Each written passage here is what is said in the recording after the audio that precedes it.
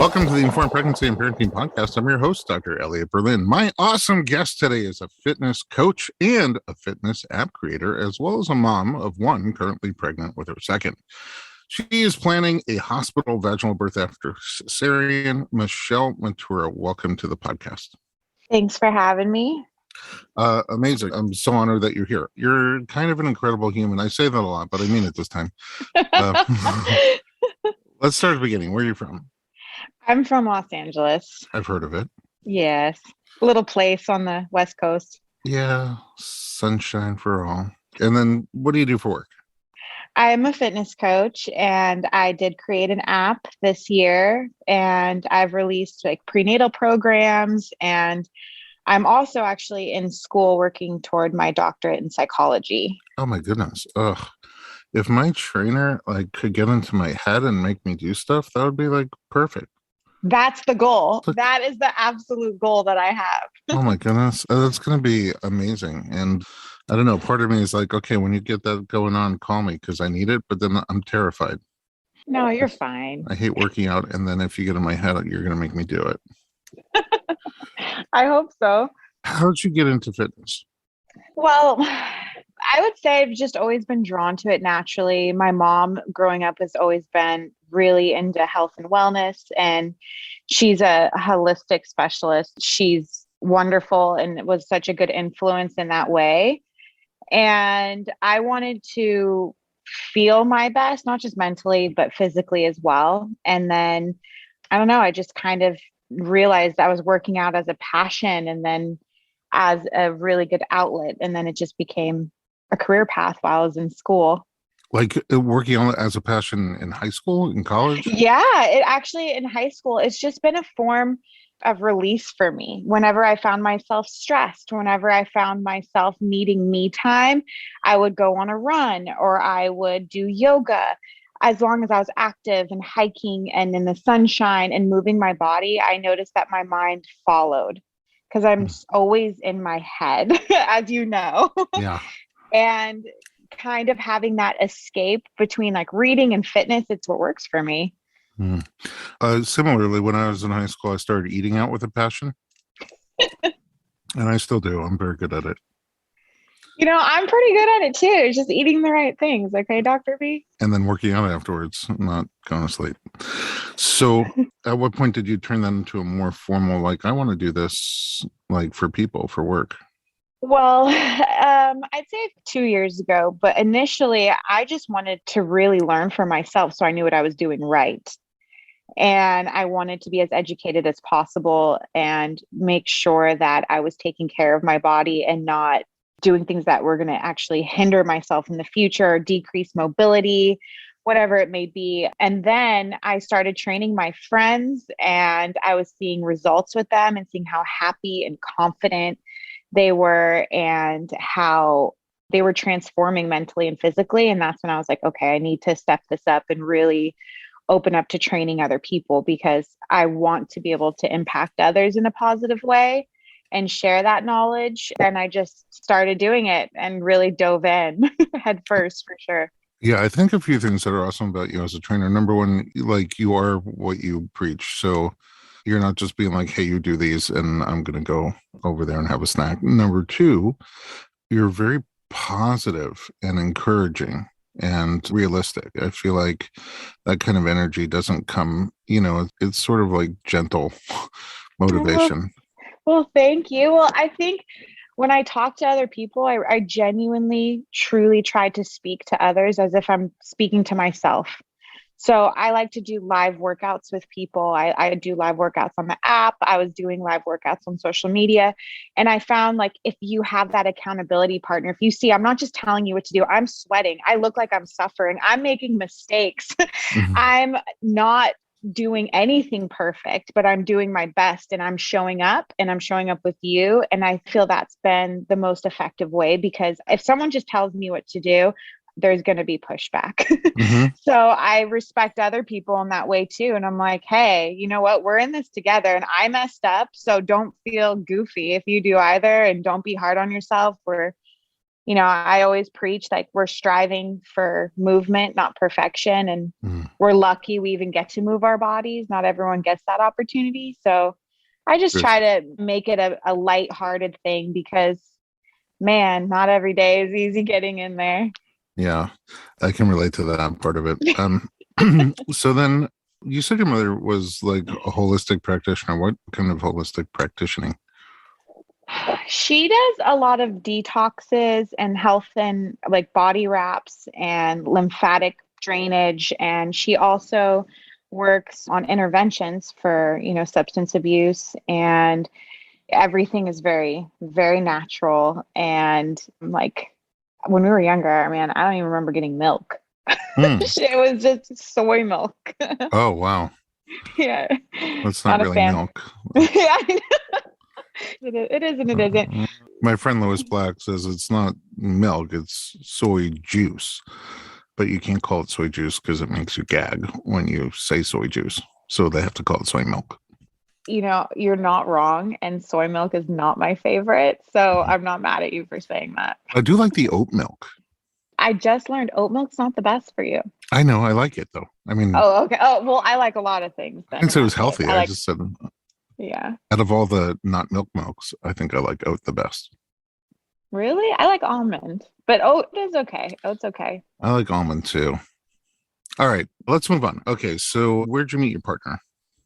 Wow, we were friends for about 6 years before we started dating, truly platonic friends. So we met through mutual friends.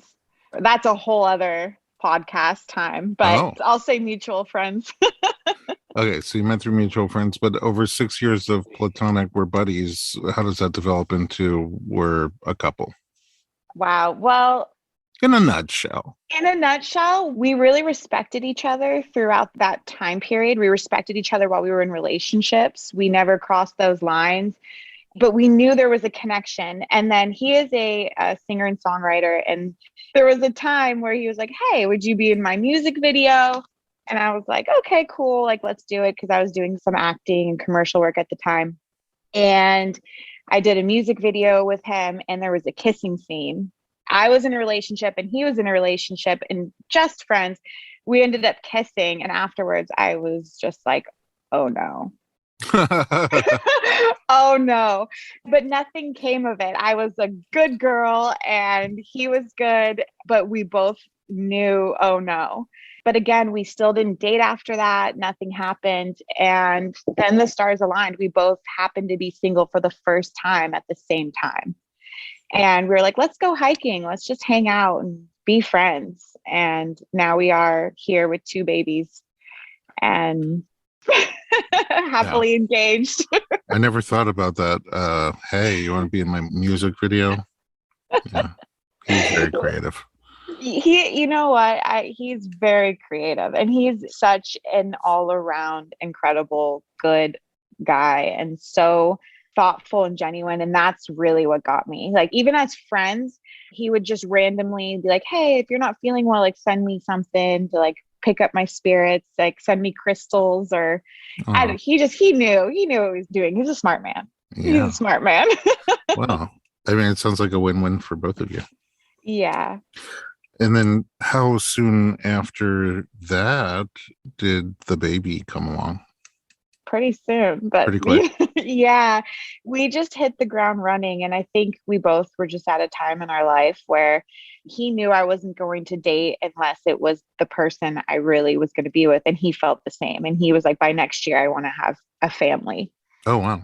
Yeah, he knew what he wanted. And I was like, let's take it slow. And again, here we are. With another baby about With to. another baby who I was like, let's wait another year. But then, here again. Yeah. So it sounds like the first one was planned. Always babies are only planned. Really? That's not what I heard. All right. We don't have to dig into that. You're pregnant again. I am. How was your first pregnancy? Well, the beginning, I felt the first pregnancy, I was a little more emotional. My hormones, it was really hard for me to adjust, but I came around. I had energy. I felt physically incredible. I really lucked out. I had hardly any morning sickness. And, we went on our baby moon and I got a little bit more morning sickness because we were on a boat, which, makes all the sense in the world. But I worked out the whole time. I meditated, and it was an overall incredible pregnancy. I mean, you had been a worker outer for a long time by then. Yeah. Like working out pregnant, how was that different for you? I had to really be patient with myself, take time with my body, really work on stability and balance and a lot of mobility. I also had to learn how to strengthen my body without tightening those hips, that you get so you've been working on me with. Yeah, what's the secret to that? I mean, if people could strengthen without tightening, that's the win-win. Yeah, well, I think in the beginning you can work more on strengthening. And then when you get later into the pregnancy, the third trimester, you really start opening up the hips and you do workouts that are, you're not worrying about the weight. You're just worrying about, again, like stretches and movements, like moving lateral side to side and pelvic tilts and, all that fun stuff. Super fun. How is nutrition during pregnancy? The first pregnancy, I started off vegetarian, and by the end, I was vegan. Oh, so prior to pregnancy, you were not vegetarian or vegan? I was pescatarian. So I ate fish, but I didn't really do dairy. I wasn't as strict with it, but I did eat salmon and fish for the most part. But I hadn't had poultry since I was probably 13 or 14. Yeah, well, if you call it poultry, who wants to eat that? Well, I mean, chicken doesn't sound like, oh. No, you're right. It doesn't sound much better. Burger, I don't know what. Okay, so was the vegetarian / veganism and even pescatarianism, was that for health? No. Well, yes and no. I was a pescatarian because I just didn't like the texture of meat. I didn't like, fish was easier for me to get down. I didn't like the smell of the other meat, any of it. It just turned me off. But I became vegetarian because I was told you can't really eat a ton of fish when you're pregnant. So I just X'd it out all the way. Okay. And then Matt has chronic pancreatitis and he has to be very careful with his diet and what he consumes. And he was in and out of the hospital a lot when I was pregnant. And we were just trying to figure out, we were really reaching. And one of the things we reached for was veganism. And he thought if he was vegan, that it may help with his pancreas pain because it was lower in fat if you did it right and it was cleaner. So I was trying to be as supportive as possible and turned out, became vegan with him. And then I ended up staying vegan and he was like, yeah, this isn't for me. So he left me in the dust. Was the pancreatitis diagnosed around the time you got pregnant? No, he's had it, I believe, since he was 25. I could be wrong. I could be off by a few years, but he had it really young. Typically, when you're diagnosed with chronic pancreatitis, it's later in life, but it's a genetic disposition. And he didn't do anything to get it. It was, it's just genetic. Genetic bad luck. Mm-hmm. Because it's pretty intense. Yeah, I mean, I can't imagine, but I'm told that the pain could be worse than labor and childbirth, which I wouldn't know about that yet. Okay, we're going to find out more about that. Actually, why don't we take a quick break and we'll come back and find out about your first labor and birth experience. Don't go anywhere. We'll be right back.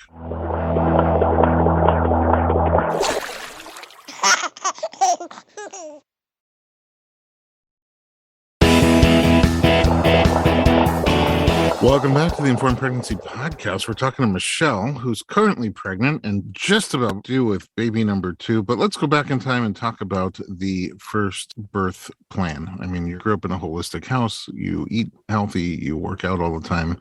You worked out through your pregnancy. What was your plan, if you had one, for your labor and delivery first time around?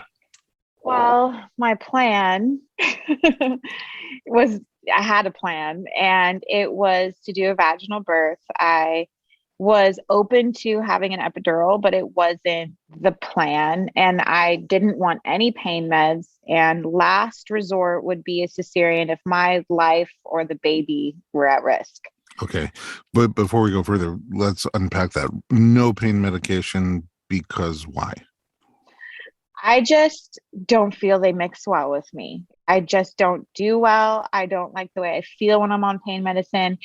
I don't like the disconnection that I feel from it. I tend to notice I get a little moodier. So I was hoping, minus the epidural, like just really no pain meds. I'm not a fan of pain meds at all. Minus epidural, meaning you're yes to epidural, but no to like narcotic pain meds? Yeah. So Okay. if I needed the epidural because it was just too hard, I could not push. I understood that. And I was like, you know what? I'm not going to try and be a superhero, But you are a but the superhero. pain meds. Well, thank you. Mhm. Thank you. But like pain medication, especially like opiates and stuff, like I don't like them. I get other people need them, but they're just not for me. I don't blame you. I mean, nobody ever offered them to me, but I think I'd say no. Thank you. So that was the plan. And were you doing things to like get your mind ready for that? I mean, your body's, you've been working on since high school, but were you doing things to get your mind ready for either the mental or physical intensity of bringing a baby into the world through your body? I thought I was, but I think my scope since has been broadened on what really that means and what it entails. But at the time, I was like, oh, yeah, I'll totally get the app Headspace and I'll meditate. They have a pregnancy package and then I'm ready. Obviously, that's all you have to do. Oh, an extra $5.99. I was like, I'll obviously just meditate for 5 minutes a day and work out. And that's really it. I mean, what kind of meditations were in the pregnancy package? Were they preparatory for birth type meditations?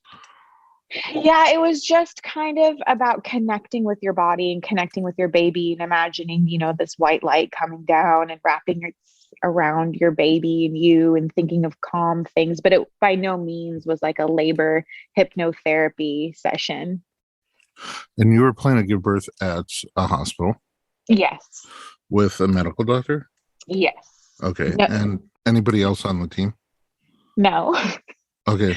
So you and Matt and Yeah, a me, doctor. Matt, and a doctor. My doctor, who was my OB at the time, I think she's a great person. She's a great OB. But I asked her, hey, can I have a doula? Like, I heard that it would really help during, pregnancy. And especially because Matt does have a condition, I wanted to make sure that he and I both had support just in case he was having a flare up. And she basically was like, you can have me or a doula. Oh, ouch.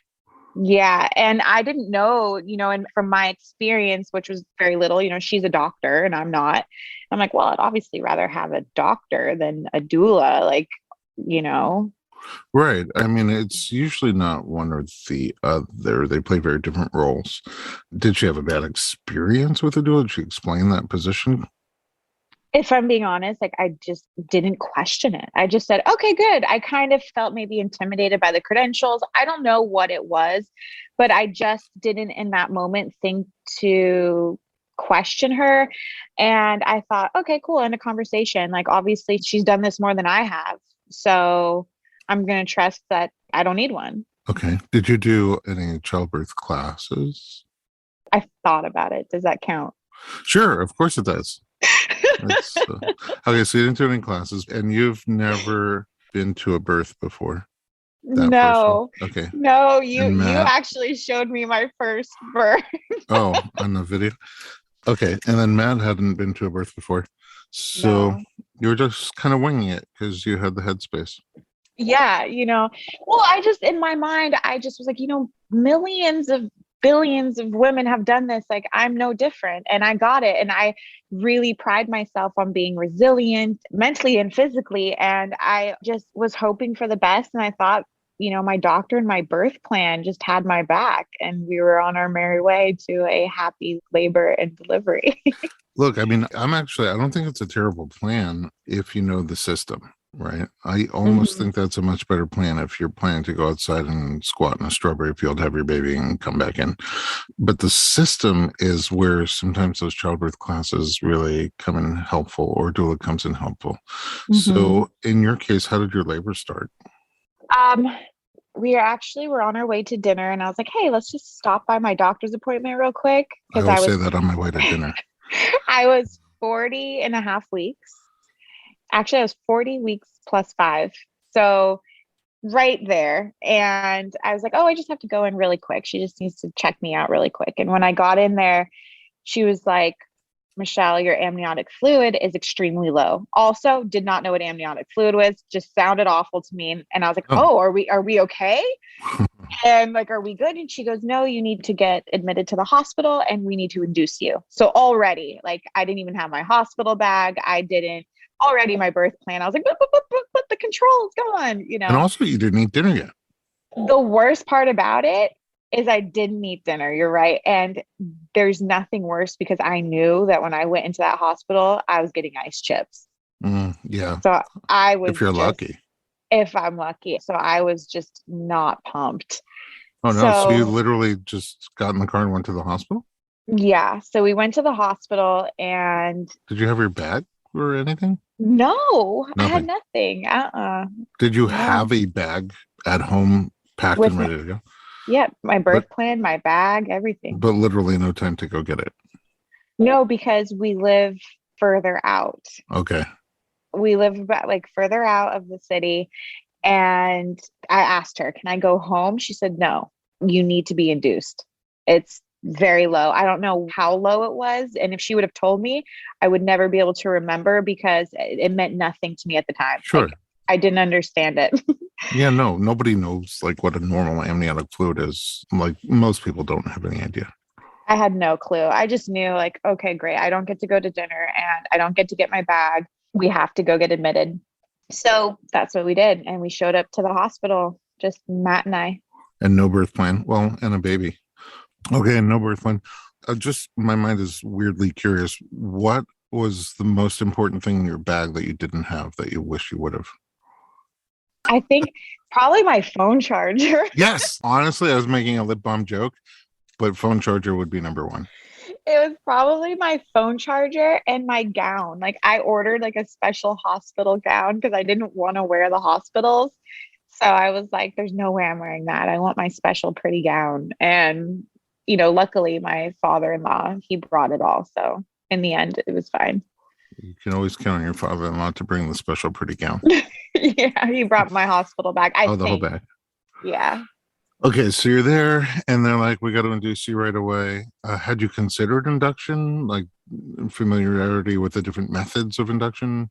No, I was not familiar with it because my mom has had 5 kids and she was late, like 2 weeks late with each of us, about a week or two. And with my mom, she is a superwoman, especially when it comes to being pregnant and having babies. I don't know like what superpower she has.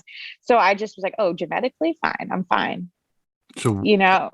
you didn't think So about induction, but no, do, she went into labor naturally. She never needed assistance or anything. do you remember what they did to induce you? I believe they gave me Pitocin. Okay, IV drip. Yeah, an IV drip. And so at that point, no epidural, No. just Pitocin. Did you feel labor kick in? Not really. I thought, "Oh, wow, I have such a high pain tolerance. This is unreal. I wasn't in pain. I felt like almost like Braxton Hicks happening, where I felt the tightness of the stomach and the release. I felt the waves. And I was like, if this is all it is, like, I got this in the Mhm. bag. So they came in and they checked on me, and I was still riding that wave. And through the night, I started to feel some contractions, but nothing too painful. Okay. And were they checking you to see if you were progressing? Yes. And I wasn't. You were not progressing. Okay. Mm-mm. So what happens next? So my doctor comes in at 7:30 in the morning and she checks me and she was like, basically, "What the hell's going on?" And she calls the nurses in and she's like, she hasn't dilated at all. Like, what is happening? She's had the Pitocin on all night. Like, what is going on? And her and the nurse and the doctor start arguing in front of us. Oh. And, Matt and I are just like, what is happening? Like, did we do something wrong? So I'm assuming what was supposed to happen was the nurse that we had throughout the night was supposed to up the Pitocin every so often, however my body's responding. Right. She didn't. Oh, she just left it flat? She left it flat at a low level. So I had no progression by the time the doctor came in. And it was just a total miscommunication or a lapse of judgment on the nurse's call. I don't know who to blame, but it was just an oversight. So from that point on, the doctor said, up everything. Oh, I'd give her what her body can take, up the Pitocin. Oh, wow. To what her body and the baby can take. So now it's been 24 hours and I'm feeling contractions. I'm feeling the wave. I start dilating. I start making progression. I remember I was at 4 and then 5. Was that exciting? It was. I thought I was doing this. We got it. But by the time the night hit, that second night, I remember my water finally breaking. On its own? Yeah, it finally broke on its own. And the contractions were starting to get worse and then more intense and more intense. I will say, not worse, just intense. And then they finally were like, because my body just was tired at this point. Yeah. And we were there for so long. So were you right? Just ice chips this whole time? Yeah. They still no food. Yeah. Oh, thanks for reminding me of that was the real trauma. Would be for me. So I guess by then things just started going downhill, and it was a really rough night for the baby, Matt and I, and the nurses all were coming in trying to put me in every position possible because we were losing the baby's heart rate. And at a point it completely dropped. I'm with an oxygen mask on all fours, just trying to do what they can to get movement. And like I said, I had that epidural at this point, and I dilated till 6. And we did this throughout the whole night. And you mean watching the baby's heart rate sort of dip, come back, move to this side, move to that side? Mm-hmm. Boy. And they were all running in like a rush, like the room would fill with nurses. And they're like, get her up, put her on our floors, put her on her side, give her the oxygen mask. And like, there was a point, where by this time I just had so much fear because I didn't know what was going on. I didn't know what my body was doing. I didn't know if my body was working with them or against them. I just had no idea what was happening and why my body wasn't working. But at the time I was like, my body's not working. Why am I not dilating? But it was really like I was dilating, but the baby and my body were so stressed at this time. Like his heart was so stressed and it was just too dangerous. So then nobody really explained to you what was going on? We would ask our questions, we didn't really get in-depth answers. Like, we just need to keep moving you. We need to keep monitoring him. We need to make sure like it's fine. We're just going to keep pushing and keep trying. We're going to lower the Pitocin again because it's too much for him. It's too much on the baby. So we're going to lower it and see if your body can start to do it a little bit more. And by this time, I think it's like 7 a.m. the next day. Another day, and the doctor came in and she was like, what happened last night? What is going on? I was like, you tell me. Like, I have no idea. And then she ended up said that, I just need to let you know, Michele, like, I know this was your last resort, but we need to get the baby out of there, like, and now. And I was like, well, I can't push yet. And she's like, no, you need to have a C-section, and then it was because the baby had like fetal distress. And she said, I'm going to give you some time to think about it. You can always refuse, but we need to get him out now. And I was like, this doesn't sound like I have the opportunity to refuse. Your baby's in grave danger if you don't do this, but why don't you take some time? Mull it over. And by the time she came back, they were already like moving my bed to, get ready to go and handing the outfit to my partner. And my mom came in and she just was crying and I was like, why are you crying? And she's like, because I know you want to cry. you know, I know you're hurting and I know this is the last thing you wanted. I'm hurting for you. And I was like, okay, yeah, this isn't ideal, but obviously when push comes to shove, I want what's best for the baby. And as far as I know, this is what's best. So let's just do it. How was the actual cesarean birth? I learned that I'm nutty. I was just making jokes. Really? Yeah, I was making jokes. I was asking Matt to take pictures, and it was like, it's not like a beautiful thing. Cesarean selfies. I was just being Selfies. weird. No. Yes. Oh, I see what you did there. Thank you very much. I was so out of it. I hadn't eaten in 36 hours and I was on meds and IV anesthesia at this point and epidural and I think a pain med. Who even knows? So a little blurry. I just was like, what's happening? But at least you have pictures. Yeah. And I was looking at Matt and I was like, wow, you look hot in that gown. He was like, what is wrong with you? Well, I mean, good. At least you have the flexibility and the fun mindset to be able to roll with the punches, switch gears. And, like you said, that's what you were told is the best thing for your baby. And you said from the beginning, that's what I'll do if I have to. And you did. Yeah, I was using humor to mask, obviously, how upset I was, Yeah, I was definitely using humor because if not, I would just sort of been emotional and I didn't want to be at the time. I didn't want to make it scarier than it felt, if that makes sense. He came out healthy. He came out great, yeah. And you came out healthy. Yeah. So there's something for that.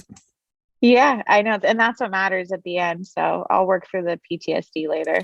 Before we go to break, what did you eat? What was the first thing you ate? Do you remember? I can't remember the first thing I ate. I feel like Matt got me some sort of popsicle that I love and maybe Air One. Oh. Not to sound like bougie, but I feel like that's what I ate, like a breakfast burrito or something like that. I feel like they should sponsor this episode. I would love that. And the first thing I ate was Air One. Shout out to Air One. All right, let's take a break. We'll come back and find out about this pregnancy and your plans for the imminent birth. We'll be right back.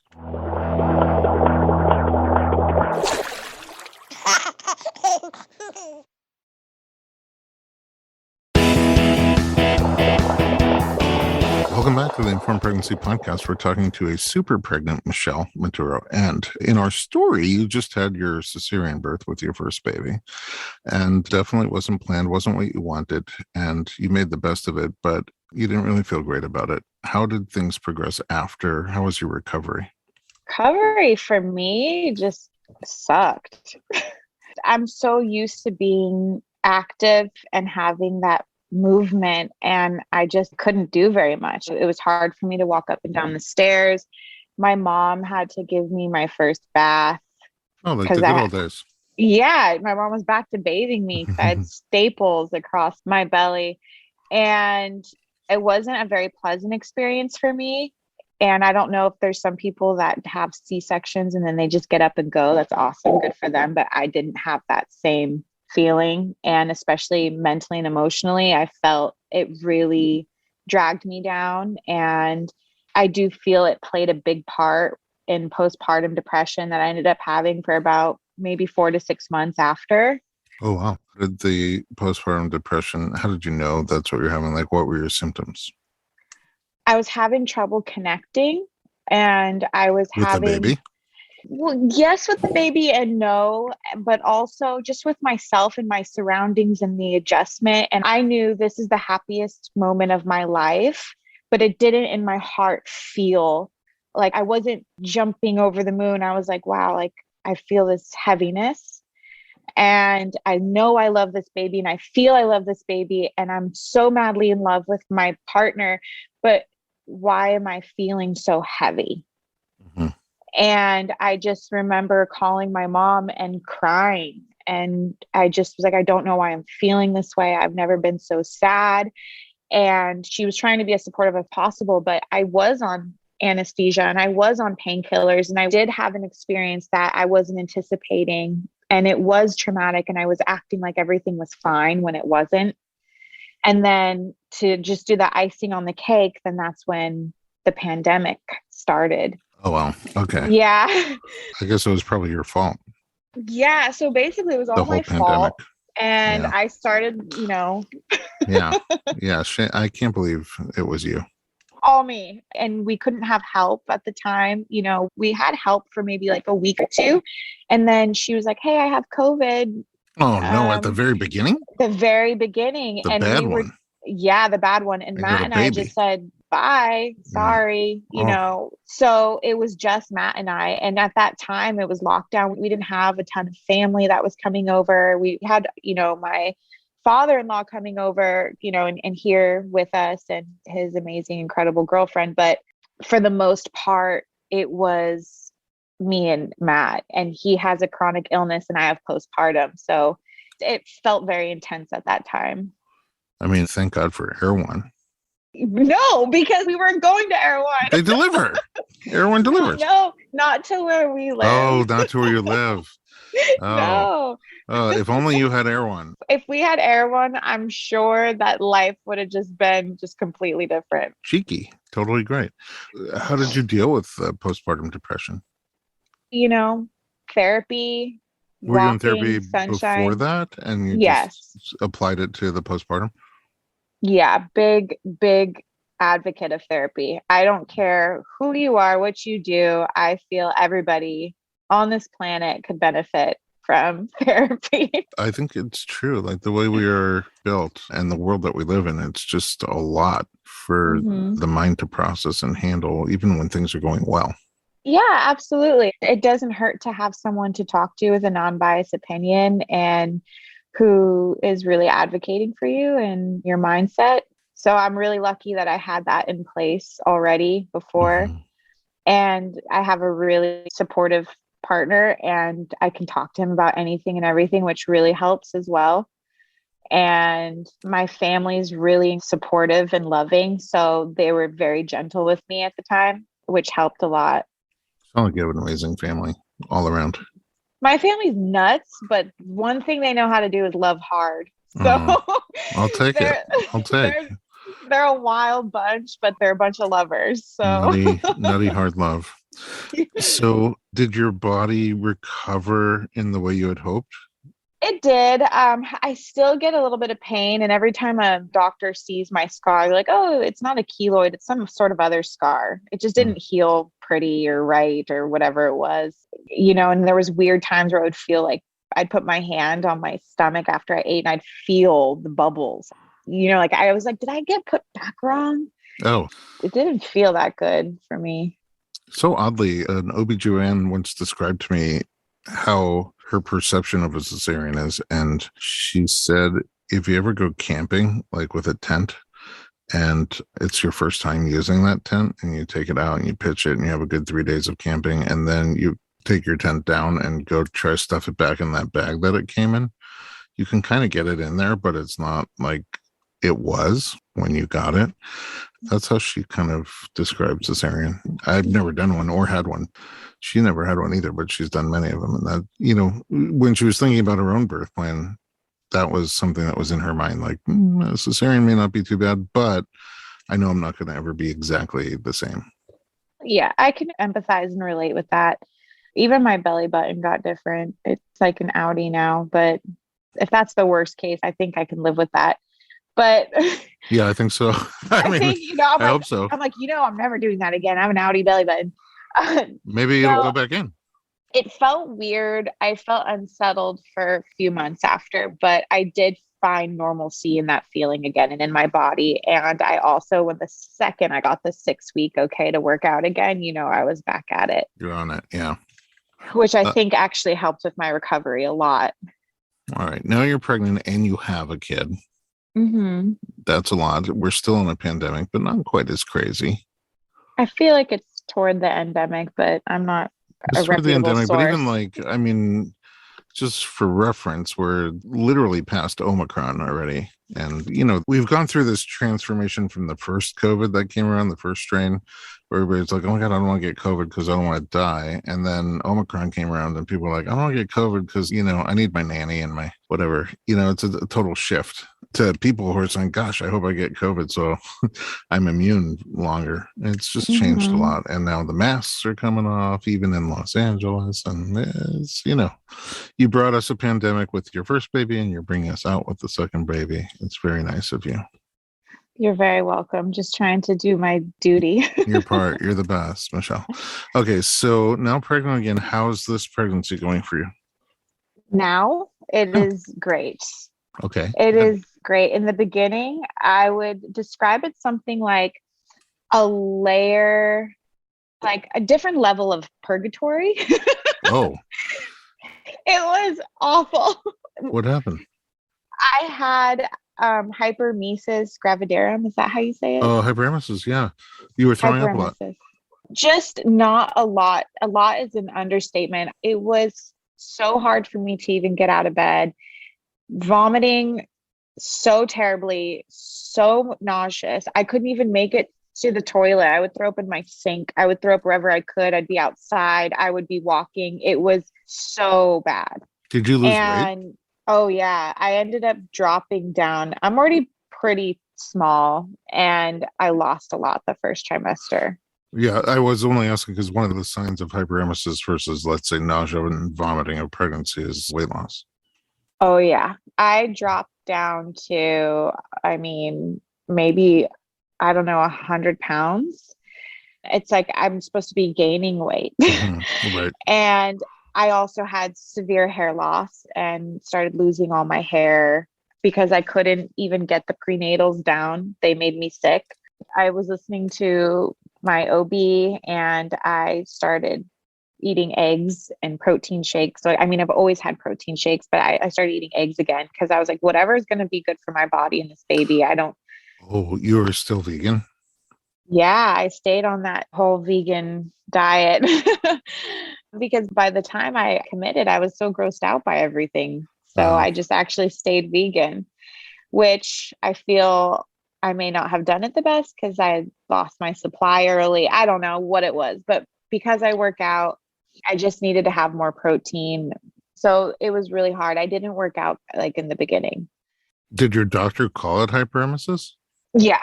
Was there any kind of like therapy or treatment for it? IV. How often? I only had gotten it once and then I refused it again because after I got it, she had them put vitamins in it. She's like, you need your vitamins. And it made me so sick that after the IV, I was worse. And I was on the bathroom floor, just like hugging the toilet. And at this time, Matt's schedule is really crazy busy. And I think he was on tour at this time. So I was just home and I have my sister who helps and she would come up and bring me some Gatorade and then, crazy family midnight. Who knows how to love. Yeah. It took me a while to get through that phase. I think it finally ended when I was like 4 or 5 months where I was finally able to get a grip, but I still had to start slow. Everything was still making me pretty sick. And then I also had the stomach flu at the same time. That's amazing. That sounds so comfortable. Yeah. Okay. Now, after you have a cesarean birth, your next pregnancy have 2 options. You could have a repeat cesarean or go for a vaginal birth after cesarean. Have you made a decision which one you're aiming for? I'm aiming for the VBAC, and I would like so deeply for that to happen because I feel like it's possible. So this time around, we are taking VBAC classes. I have listened to as many podcasts, videos. I now have a doula. Even at around 32 weeks, I switched OBs to a different OB who we feel is more suitable for the procedure for the VBAC. VBAC the labor. Yeah. Well, it was a procedure for me last time, so I don't say ever like labor and delivery. I'm like procedure and birth. Yeah. No, totally. I get that. But the whole thing is by definition, VBAC is the absence of a procedure. It's just birth without intervention.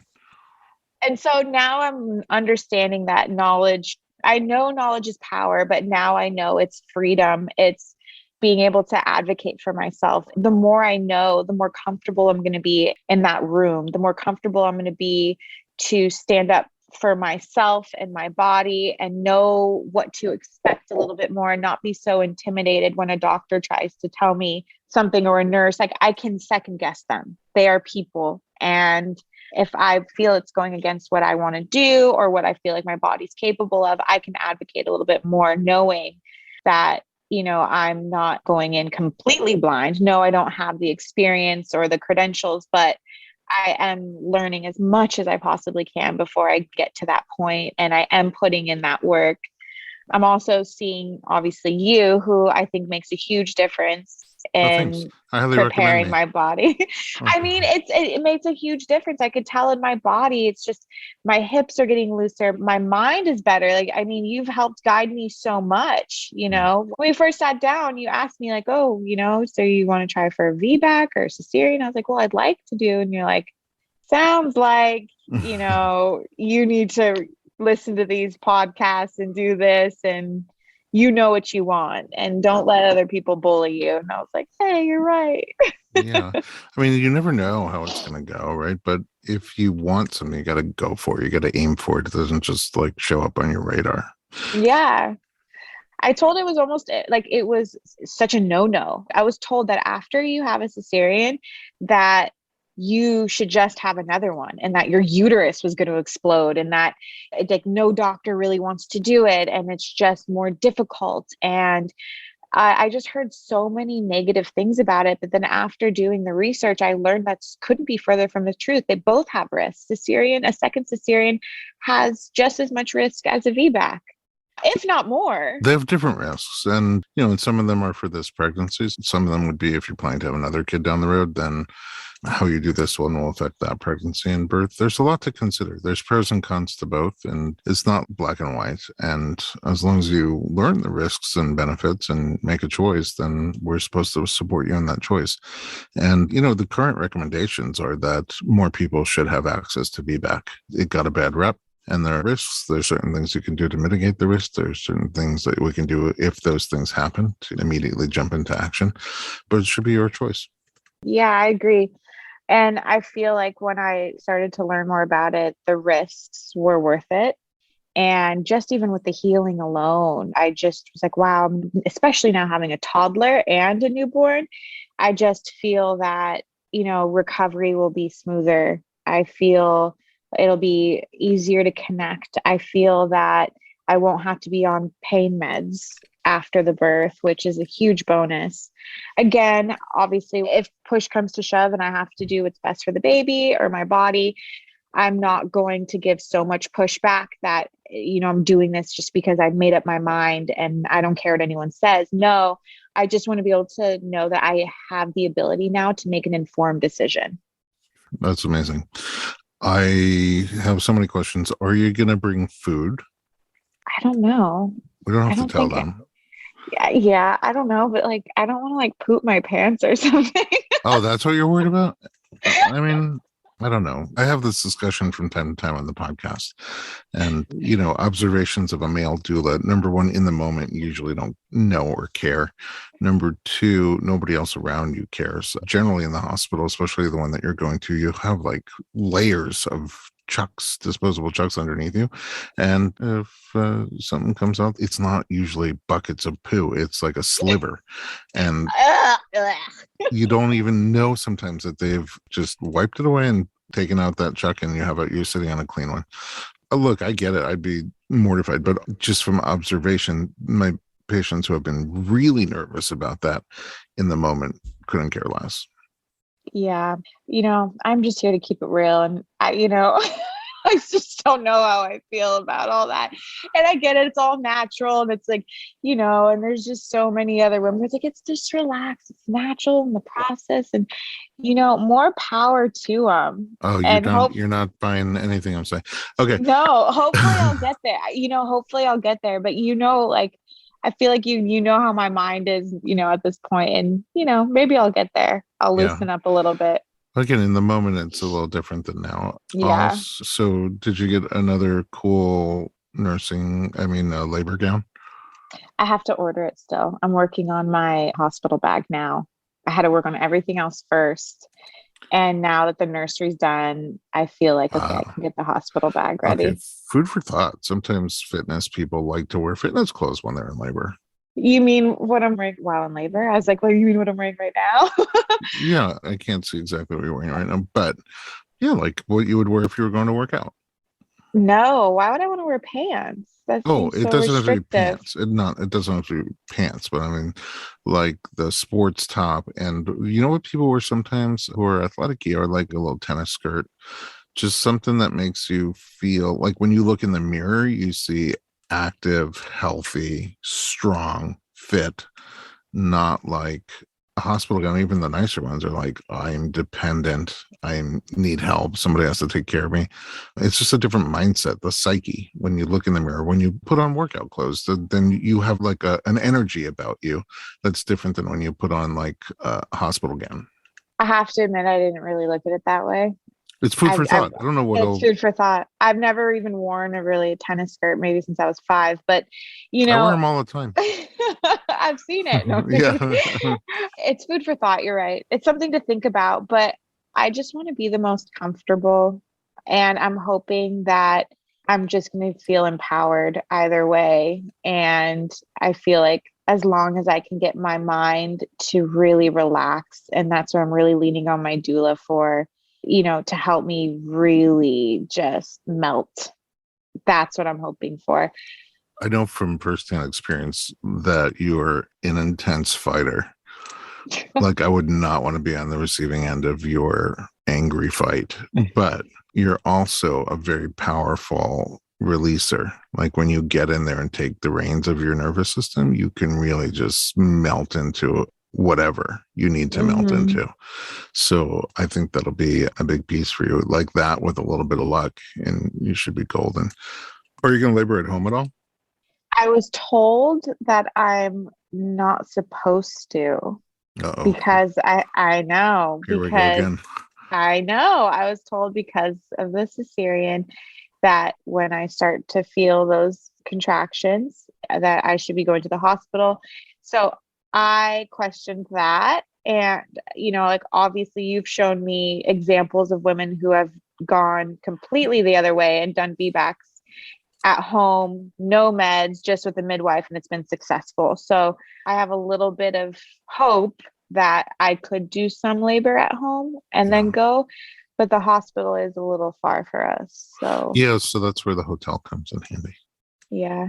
Labor at the hotel across the street from the hospital. If you feel like that's what you want to do, you have to do what feels safe to you. And those women that have VBAC at home, we have many of those stories on here.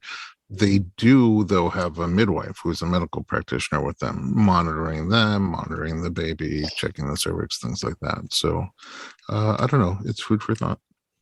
Yeah, it is something to think about. Also, I feel like I would genuinely feel blessed if I went into labor on my own, Oh as my is. God, that's a game changer. Yeah, so I feel even lucky enough to get there because I didn't even have that the first time. So if I go into labor on my own, I guess I'll just go from there and see how I'm feeling and call Sarah and have her kind of guide me through that moment and see what works best and what I can handle or what she thinks, because that's something I'm not familiar with. But I Yeah. am open to going with the flow. Okay. That's always healthy. Are you doing anything to prepare for the postpartum on the mental health side? I'm working now with my therapist. She told me I had PTSD from my first one that I've been neglecting to work on. So we're working on that and we're doing a little bit more intense therapy to prepare myself for it. But I'm not taking any sort of antidepressant or anything. I mean, but you have a mind now for what it might feel like on the other side. It seems like you'll probably Yes. catch it sooner, and your therapist is on board with it. So it's like you guys will have a lifeline right away. Yeah. So I feel that working through issues now will help them not feel so intense after the baby. Because, everything does drop and change drastically after you have the baby. And if you already are feeling any sort of low lows, or you're feeling any sort of trauma, it's just going to really hit like a ton of bricks, at least for myself. So I'm trying to lighten my mind and my emotions and my heart as much as I can before it's time for the big day. How many weeks are you? I believe I'm 37. This is it. You're in the zone, man. I'm in the zone. And like my stomach is so tight. I just don't know how much longer this baby grow. will be in there. Yeah. How big was your first? 7'3". Do you have a prediction on this one? 7'3". Oh, wow. Okay. You're going for the samesies. Yeah. From what my doctor even said, she's like, they're going to be about the same size. Okay, cool. Well, if I go full term. If I don't go full term, he'll probably be like 6'9", 6'10". I'm predicting 7'4". 7'4". Well, let's see. Let's see who gets closer. I feel like I'm on The Price is Right. $1. 7'4". So then what would I say? 7'3" or 6'10"? If he's full term, 7'3". If he's not full term, 6'10". I'm going 7'4" no matter what. Okay. I don't know that he had the hyperemesis. I don't know how that affects things. All right, we'll find out. It's a work in progress. Okay, Michele, you're the real. You tell it like it is. You don't hold back, and it's refreshing. And I'm sorry for the lows that you've had in the journey, and I'm happy for you for the highs that you had. You're a passionate person. So when you're happy, you're super happy. When you're mad, I wouldn't want to be there. That is not fair. You started off with this podcast calling me gentle, and now you're No, you're very passionate. You're gentle as a trainer. Like you have this like gentle, motivating, I don't know, it's hard to explain, but you're a passionate person is all I'm saying. Like passionate people feel things on a bigger level, which is why when you were so happy to have a baby and in love with your baby and in love with your partner and feeling sad, like that's obviously something's not adding up there, and you realized it and you dealt with it. But yeah, you're just passionate and you're real. You don't hide it. And, I know that you must be somewhat anxious about going into this birth, especially if you have PTSD. But yeah, I'm pretty anxious, but I feel like I'm doing everything possible. Like, I feel like this time I'm a little bit more prepared. I still have some preparing to do, but I feel 90% better than I even did when we first started working together on getting my body in the right place. So thank you, by the way. Gosh, because no, I know, but really, because it's made such a difference for me mentally. Like I didn't even know I was reaching out for support, and you just were like, it sounds like you need support. So like, how can I be here for you? And you've really showed up and pointed me in a lot of really amazing directions and opened up my eyes and my mind in a lot of ways. And so I appreciate it. And you opened up your body. No, you're amazing. I would try to put the therapy in massage therapy. So 37 weeks, that means next time we talk to you on the podcast, you'll be holding this baby in your arms, and we'll find out the rest of the story, and we'll find out more about your fitness app, and especially the pre and probably soon postnatal elements of it. Yes, there's going to be a postnatal program. I cannot wait. Thank you so much. Where can we find you online? You can find me on Instagram at Michele Maturo with one L. And then simple enough, my app is just in the bio. It's the easiest way to get to it. And then I will give you guys a link, and you could just probably click it here in the comments. Oh, yeah. We'll pop it up there. Yeah. What's it called? Move with Michele. Oh, that's so great. So I know, I'm just saying, it sounds like a moving company. You know what? It is a moving company. I'm moving your body. Thank you. I walked right into that, but you're right. All right, Michele, have an amazing birth. We'll talk to you on the other side. Thanks, Dr. B. Thanks for listening to the Informed Pregnancy Podcast. After you check out at Michele Maturo with one L, visit us on Instagram at Dr. Berlin, DocTorBerlin.